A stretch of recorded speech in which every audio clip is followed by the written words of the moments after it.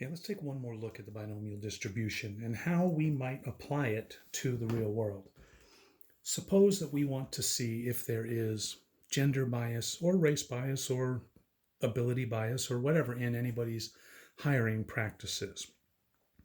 Say we've got a segment of the population has a particular characteristic. For purposes here, let's say 60% of the population is female, and you've got a company that's hired 10 people and only 4 of them are female. That's low compared to the average in the population. So let's see if that indicates any sort of bias. What would just choosing people at random result in? Well, I've gone ahead and done the numbers here, and you can do this. This is just the binom PDF for each of these numbers with a 10 samples and a probability of success of 0.6. We see that there's a 25% chance that 6 of the employees, if we hired at random, would be female, 20% chance that there'd be 5, 22% chance that there'd be 7, etc. And we see that even though 4 is considerably less than 6, there's an 11% chance that exactly 4 of our employees would be female if they were hired at random. But the really interesting number, or the really meaningful number here, isn't what's the probability there'd be exactly 4. It's what's the probability that there would be no more than 4. So if we draw a line here, we want to know what's the probability that we'd be on the left-hand side of that line instead of the right-hand side. And if you run that, that's binomial CDF, right? The cumulative, which covers everything from 0 up to and including 4. And you'll see that that's about 16% if you do that on your calculator. So if we were to point a finger at this company and say, hey, your hiring practices are not gender neutral, they're biased, they could say, no, even if we hired at random, we'd end up with this few female employees 16% of the time, and that's not small enough to be considered out of the norm. What if we had a bigger company, though? What if we had a company that hired 100 people and still exactly 40% of them were female? I'm not going to run all the numbers here, try to draw the histogram, because it would be really ugly. We'd have to have 100 different bars here, right? One for 60 females, one for 61, one for 62, etc. And they'd be ridiculous. So what we're going to do is just look at a couple of them.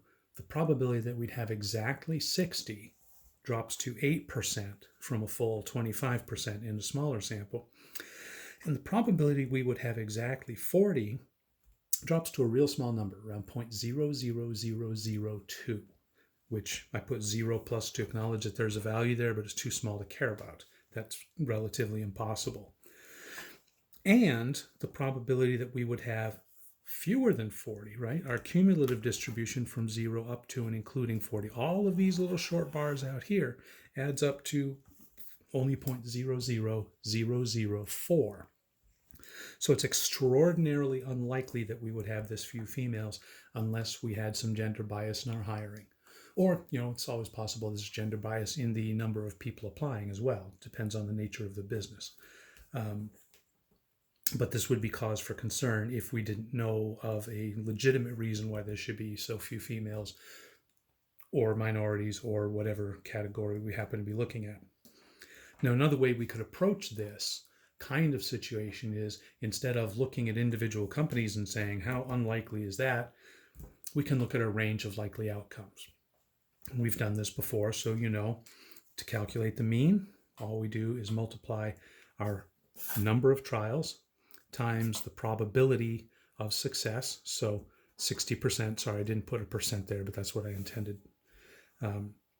So 60% of 100 is 60. The standard deviation is the square root of 100 times 0.6. So 100 times 0.6 times the probability of failure, the proportion of the population that's not female. And that actually comes out to 4.5. So I'm going to round that up to 5 even. We don't need exact numbers here. We double that, get 10, add it to 60 and subtract it from 60. So we would get 50 and 70 there. So 4 companies of size 100, we would expect, if there was no bias in their hiring practices, we'd expect between 50 and 70% of those companies to be female. So all we have to do is look, are they outside of that range? If they are outside of that range, then we want to look at what it is that's causing that disparity. It may be sexism, it may be racism, it may be ageism, but there may be other legitimate reasons. We'd at least want to look. The range of likely outcomes identifies for us what is within the norm and what is not within the norm, so we can take a look and see if we can find a reason for that happening. And we'll move on next time to our next probability distribution.